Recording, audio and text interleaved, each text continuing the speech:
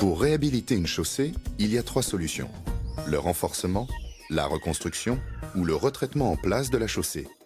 Voyons tout d'abord le renforcement.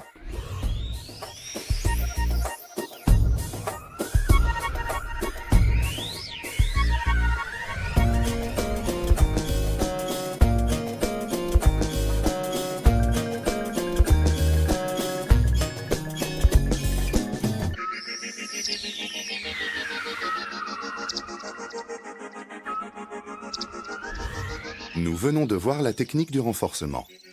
Cette technique consiste en l'apport d'une couche épaisse de matériaux sur la chaussée existante, ce qui nécessite de faire appel à une noria de camion pour acheminer sur le chantier des matériaux élaborés en grande quantité. D'autre part, outre la réduction de sa largeur, l'élévation du niveau de la chaussée entraîne le rehaussement de tous les ouvrages annexes à la route, fossés, trottoirs, ainsi que la réduction du gabarit sous les ouvrages d'art. Revenons au début et voyons ensemble la méthode de reconstruction.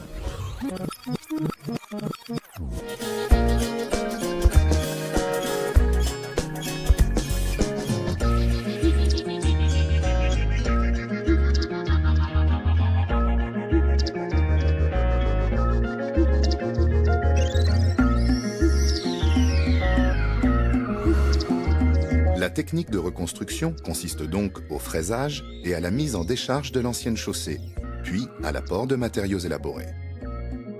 Cette technique nécessite de faire appel à une noria de camion pour, d'une part, mettre à la décharge les matériaux anciens et d'autre part, acheminer sur le chantier des granulats en grande quantité. Or, la raréfaction des ressources en granulats et les nuisances générées par les transports ont incité les décideurs à utiliser les liants hydrauliques pour le retraitement des chaussées en place.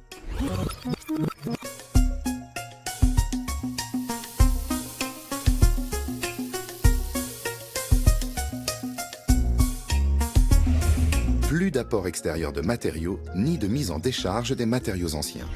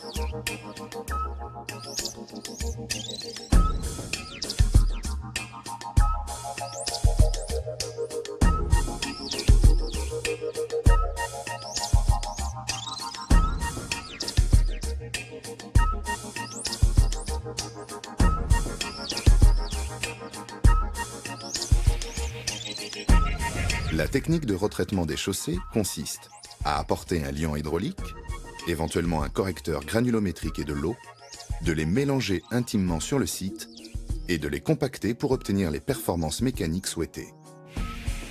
En effet, la résistance à la compression RC doit être supérieure à 2,5 mégapascales pour permettre la remise en circulation.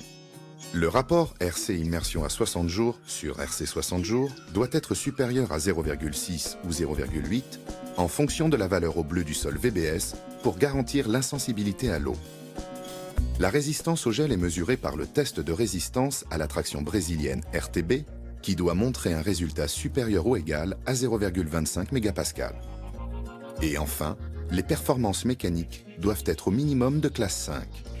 Quels sont les dosages nécessaires pour obtenir ces différentes performances? Pour répondre à cette question, il faut faire des études de laboratoire sur des matériaux prélevés.